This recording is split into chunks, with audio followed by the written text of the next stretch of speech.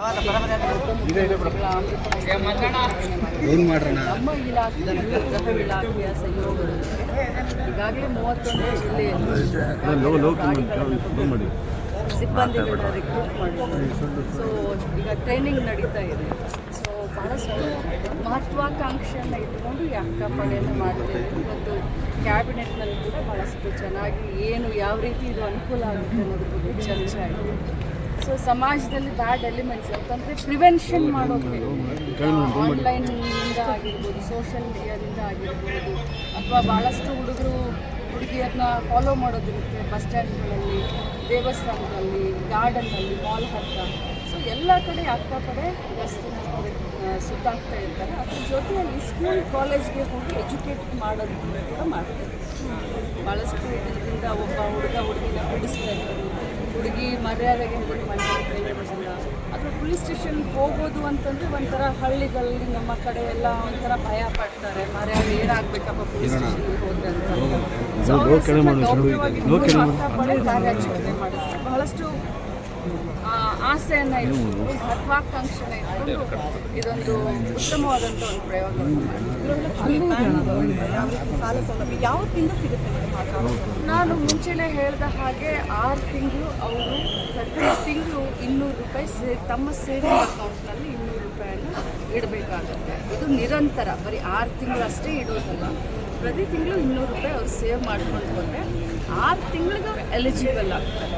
ಅವರು ಒಮ್ಮೆ ಎಲಿಜಿಬಲ್ ಆದವು ಶೇರ್ ಹೋಲ್ಡರ್ಸು, ನಮ್ಮ ಗೃಹಲಕ್ಷ್ಮಿಯ ಶೇರ್ ಹೋಲ್ಡರ್ಸು 6 ತಿಂಗಳಿಗೆ ಎಲಿಜಿಬಲ್ ಆಗ್ತಾರೆ. 6 ತಿಂಗಳ ಆದ ತಕ್ಷಣ ಯಾರ್ಯಾರು ಅಪ್ಲಿಕೆಂಟ್ ಇರ್ತಾರೆ ಅವ್ರನ್ನೆಲ್ಲರನ್ನೂ ಕೂಡ ನಮ್ಮ ಕಮಿಟಿ ಇದೆ, 13 ಜನರು ನಮ್ಮ ಕಮಿಟಿ ಇದೆ. ನಾನು ಅಧ್ಯಕ್ಷೆ ಇದ್ದೀನಿ.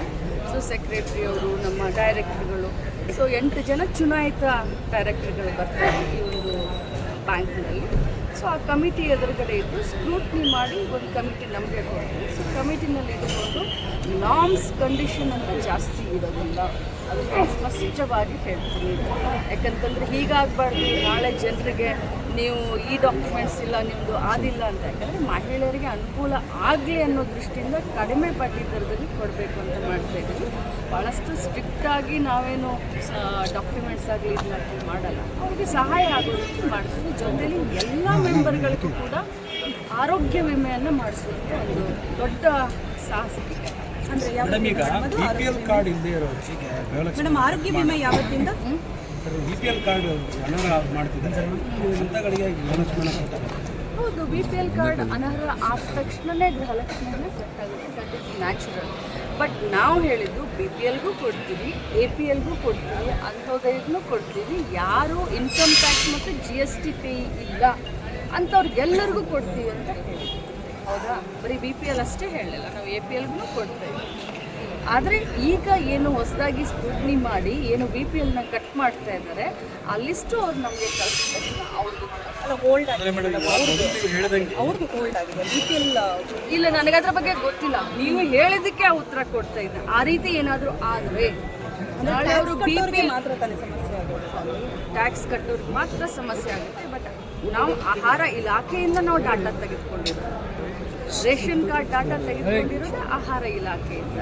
ಅವರು ಫ್ರೆಶ್ ಆಗಿ ಡಾಟಾ ಕೊಟ್ಟು ಡಿಲೀಟ್ ಅದರಲ್ಲಿ ಆಗಿದ್ರೆ ಮನೆ ಯಜಮಾನ್ತಿ. ಸೊ ಅವಾಗ ನ್ಯಾಚುರಲ್ ಆಗಿ ಅದೇ ಮೇಡಮ್, ಈಗ ಇಷ್ಟು ದಿನ ಕೊಡ್ತಾ ಇದ್ರಿ, APL ಕೊಡ್ತಾ ಇದ್ರಿ, BPL ಇನ್ನು ಮುಂದೆ ಏನಾದರೂ ಇನ್ನು ಮುಂದೂ APLಗೂ ಕೊಡ್ತೀವಿ, BPL ಕೊಡ್ತೀವಿ. ಒಂದೇ ಕಂಡೀಷನ್ನು, ನಾನ್ ಟ್ಯಾಕ್ಸ್ ಪೇ, ನಾನ್ GST ಪೇ. ಮೇಡಮ್ ಫೆಬ್ರವರಿ ಮಾರ್ಚ್ಗೆ ಆರ್ಥಿಕ ಇಲಾಖೆಯಿಂದ ದುಡ್ಡು ರಿಲೀಸ್ ಆಗಿದೆ ಮೇಡಮ್. ಒಂದು ವೇಳೆ ಆಗದೇ ಇದ್ದರೆ ತಾವು ಮತ್ತೆ ಮನವಿಯನ್ನು ಮಾಡ್ಕೋತೀರಾ? ಖಂಡಿತವಾಗ್ಲೂ ನಾನು ಮನವಿ ಮಾಡ್ಕೊಳ್ಳೋದಿಲ್ಲ, ಮನವಿ ಅಲ್ಲ ಅದು, ದಟ್ ಇಸ್ ದೇರ್ ಡ್ಯೂಟಿ.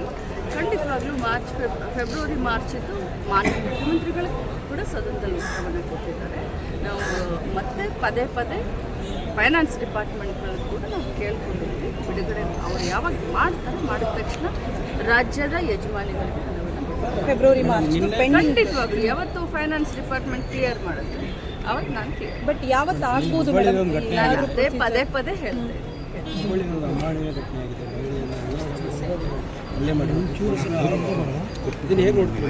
ನೋಡಿ, ಮೊದಲು ಒಂದು ದಿನ ಪೊಲೀಸರ ಮೇಲೆ ದಾವೆ ಎಲ್ಲ ತೋರಿಸಿದ್ರು. ಅವತ್ತು ನಾನು ಮಾತಾಡಿದ್ರೆ ಸ್ಥಳೀಯ ನಮ್ಮ ಇಲಾಖೆಯ DD ಅವರು ಕಳಿಸಿದ್ರು. ಆದರೆ ಎರಡನೇ ದಿನ ಮಾಧ್ಯಮದಲ್ಲಿ ತಾವೇ ಎಲ್ಲ ತೋರಿಸಿದ್ದೀರಾ ಯಾವ ರೀತಿ ಘಟನೆ ಆಯಿತು, ಒಂದು ಸೋಷಿಯಲ್ ಮೀಡಿಯಾದಲ್ಲಿ ಹರಿದಾಡ್ತಾ ಇದೆ. ಯಾಕಂದರೆ ಭಾಳ ಸೂಕ್ಷ್ಮ ವಿಚಾರ ಇದೆ. ಮಹಿಳೆ ಅಂತ ಬಂದಾಗ ನಾನು ಭಾಳಷ್ಟು ಸೂಕ್ಷ್ಮವಾಗಿ ಸಂವೇದನಶೀಲ ಆಗಿ ನಾನು ಮಾತನಾಡಬೇಕಾಗುತ್ತೆ. ಒಂದೇ ಮಾತನ್ನ ಯಾರದೇ ತಪ್ಪು ಪೊಲೀಸ್ ಡಿಪಾರ್ಟ್ಮೆಂಟ್ ಆಗಿದ್ದು ಅಥವಾ ಇನ್ನೊಬ್ಬರು ತಪ್ಪಿದ್ದಸ್ತರ ಮೇಲೆ